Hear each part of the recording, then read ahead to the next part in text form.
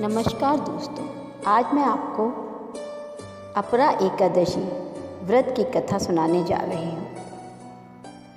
हरे कृष्णा। क्या आपने कभी भूत देखा है? और क्या आप यह जानते हैं कि कोई भी भूत किसी भी समय आपके आसपास था या हो सकता है? कैसे? आपको डराने का हमारा आशय नहीं है, लेकिन आज की एकादशी व्रत कथा के कुछ तार इसके साथ जुड़े हुए हैं। तो चलिए अपरा एकादशी की अत्यंत पवित्र व्रत कथा का आस्वादन करते हैं। तो चलिए हम आपको लेकर चलते हैं सीधे युधिष्ठिर महाराज के महल में। और अब हम अपने कालयंत्र की सवारी करते हुए सीधे चलते हैं पुरातन समय, जहाँ पुरोहित नाम के एक महान राजा राज्य करते थे। स्वभाव से अत्यंत उदार, सहिष्णु, धर्मात्मा और आसक्त और सशक्त राजा के शासन में समस्त प्रजा गण सुखपूर्वक निवास कर रहे थे। उनका छोटा भाई अजिताभ आज अत्यंत क्रूर, अधर्मी और अन्य विविध राजा महत्व की लोकप्रियता उसे बिल्कुल अच्छी नहीं लगती थी। और द्वेष के कारण आखिर एक दिन उसने एक ऐसा कुकर्म किया जिसकी कल्पना भी असंभव थी। एक दिन आवेश में आकर रात्रि के अंधकार में वर्थ अपने बड़े भाई राजा महत्व के महल में गया। चारों ओर अंधकार की चादर लपेटे हुए सभी लोग निद्रा की गोद में सोए हुए थे। और उस समय उसने राजा महत्व के पास जाकर क्रूर रूप से उनकी हत्या कर उनके शव को बेरहमी से नगर के बाहर एक पीपल के पेड़ के नीचे गाड़ दिया। इस राजा महत्व की अकाल मृत्यु होने के कारण महत्व को प्रेत योनि प्राप्त हुई और वह उसी पेड़ पर रहने लगा।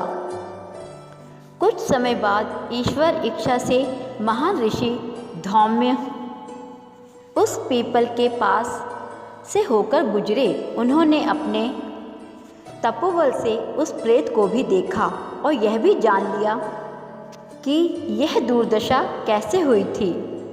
उदार मन वाले ऋषि ने प्रेत की योनि में रहने वाले राजा महत्व को पेड़ से नीचे उतारा और उन्हें परलोक विद्या का दान दिया।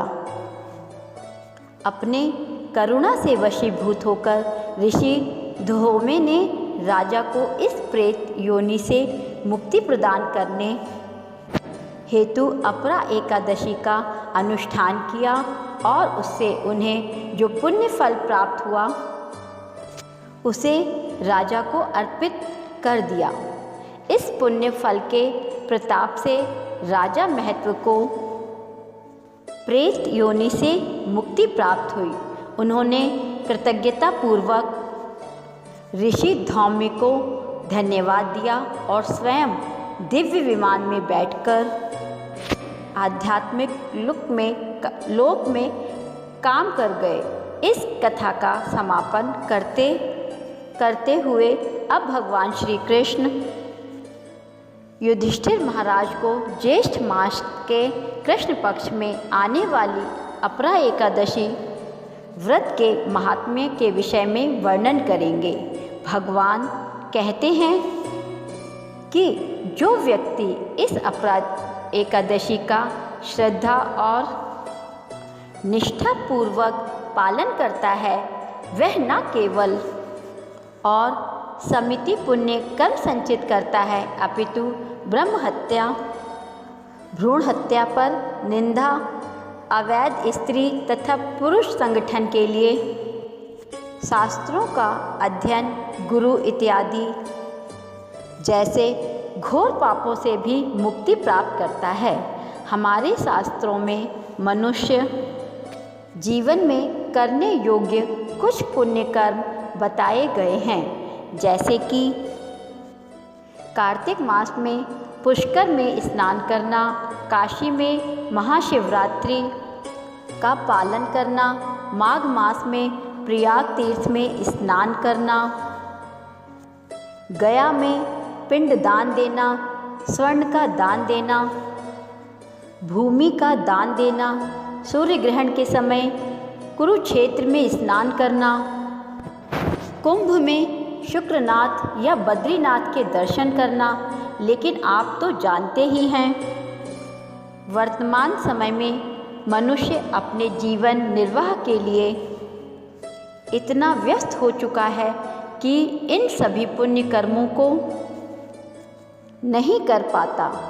ऐसी स्थिति में इन सभी पुण्य कर्मों से जो फल प्राप्त होता है, वही फल सिर्फ एक कार्य अपने घर पर रहकर करने से मिल जाता है, और वह कार्य है अपरा एकादशी व्रत का निष्ठापूर्वक पालन करना।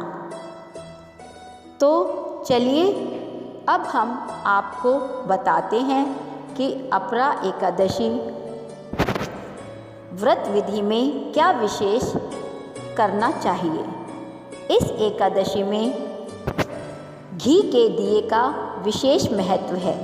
तो सबसे पहले तो इस एकादशी व्रत का पालन करने के लिए आपको भगवान के समक्ष संकल्प लेना होगा, और इसके लिए एकादशी के दिन प्रातः ब्रह्म मुहूर्त में उठकर स्नान इत्यादि शिक्षित होकर भगवान के समक्ष घी का दिया जलाएं।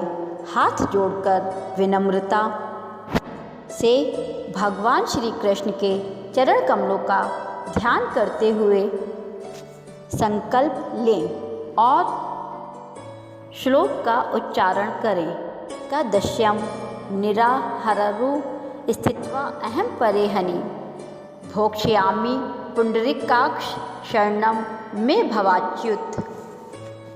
एकादशी या निराहार रहकर हर स्थिति में वह अहम पर हनि रुकथाम विपणम अधिकारी ने अवाच्य तरह के करने के पश्चात अपने घर मुझे मंदिर में भगवान की मंगला आरती करें अथवा उसका दर्शन करें। अब अपने घर में रखे पूजित तुलसी देवी को जल चढ़ाएं और उन्हें कम से कम 3 बार प्रदक्षिणा करें और उन्हें दंडवत प्रणाम करें।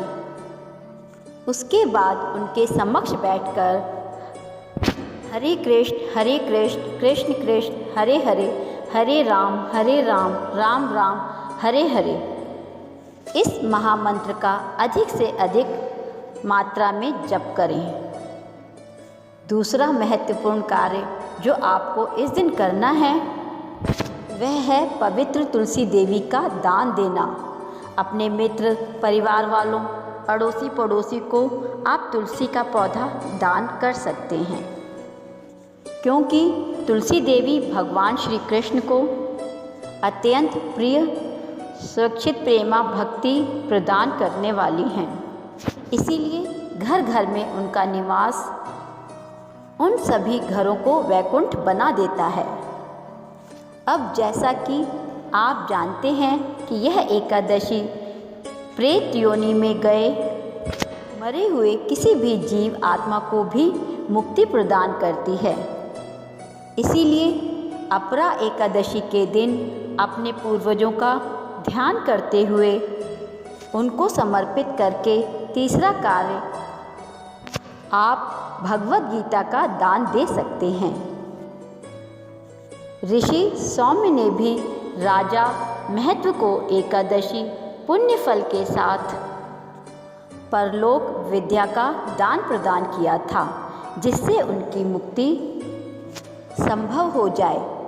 तो यदि कोई व्यक्ति इस एकादशी का पारण करने के साथ साथ भगवत गीता, जिसमें इस लोक और परलोक का परम गुरु उच्चतम ज्ञान है, उसका दान दे तो आपके पूर्वजों को भी इसका लाभ प्राप्त होगा।